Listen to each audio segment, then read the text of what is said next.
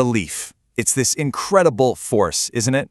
It can build empires, it can heal the sick, it can lead you to unimaginable success and this deep sense of peace.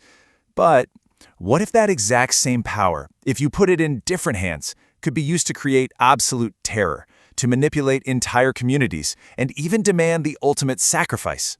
That's the really unsettling parallel we're going to explore. So we're diving into something pretty fascinating and, honestly, a little creepy today.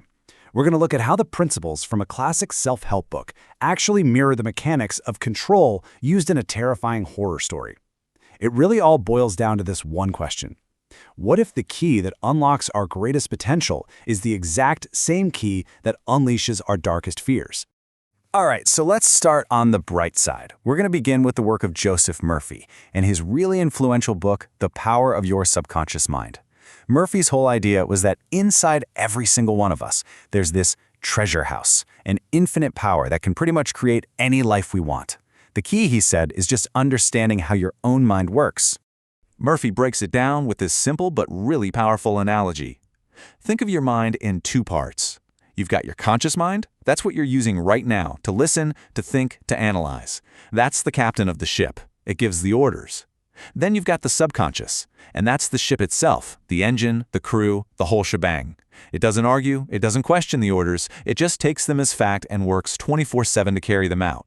And this quote, this is the absolute heart of his entire philosophy. The thoughts, the feelings, the beliefs that you hold over and over in your conscious mind, the captain's orders, they get impressed onto the subconscious.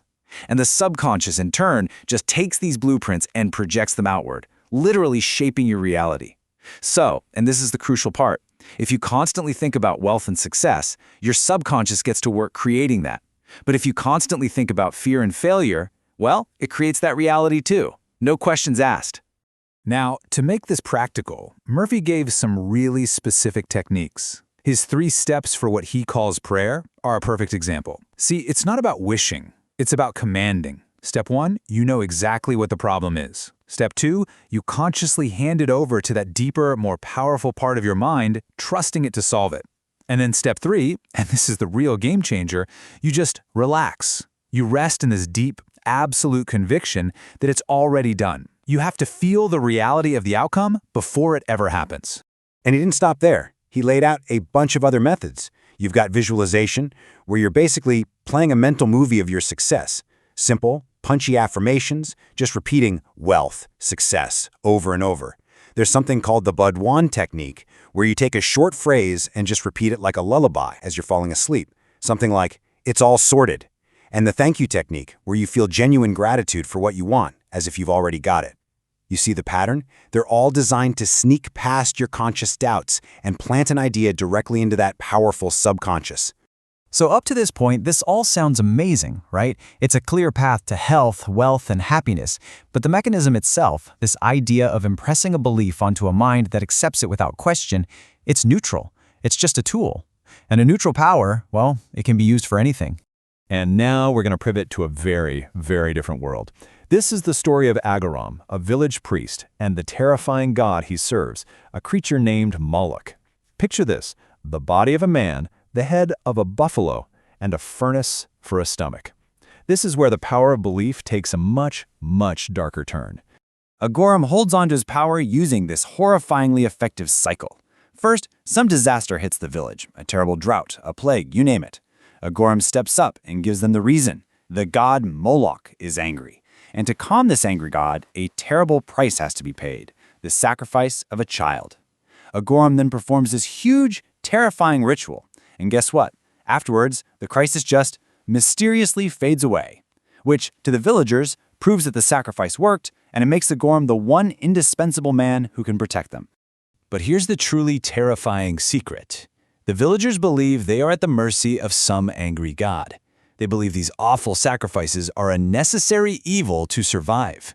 The hidden truth, though, as Agaram himself confesses in the story, there is no angry god.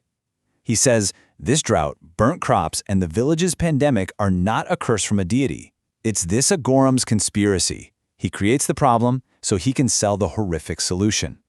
And when you look at it, his formula for control is just killingly systematic. First, he manufactures a crisis to create widespread fear. Then, he pins that fear on a higher power, Moloch. He makes himself the only one who can talk to this higher power, the only solution. He demands a sacrifice so terrible that it deepens the trauma and locks the villagers into their belief. And finally, he uses these powerful, scary rituals to cement the collective belief, making it almost impossible for anyone to even think about questioning it. So, okay, we have a self-help guru on one side, teaching people how to program their own minds for success.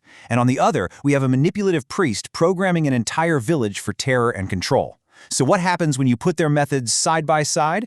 Well, the results are deeply unsettling. Let's just break this down. Look at the goals. They are polar opposites. Murphy is all about self-empowerment and healing. Agaram, he wants power, control, and he gets it through deception. But now look at the tools. Murphy uses affirmations, I am prosperous. Agaram uses incantations, Om Mole Chai Nama.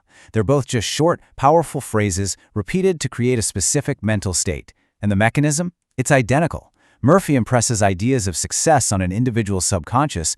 Agaram impresses ideas of fear on the collective subconscious of the village. The outcomes couldn't be more different. Abundance and peace on one side, sacrifice and terror on the other, but the engine driving them is the same. So what does this all mean? It means that this incredible power we're talking about, the power of belief, it's fundamentally a double-edged sword. It has no built-in morality. It just is. Let's circle back to that Joseph Murphy quote. The law of your mind is the law of belief. Believe in the belief itself. When you first hear it, it sounds so positive, but it's a profoundly neutral statement. He doesn't say believe in good things. He says the mechanism of belief is what holds all the power.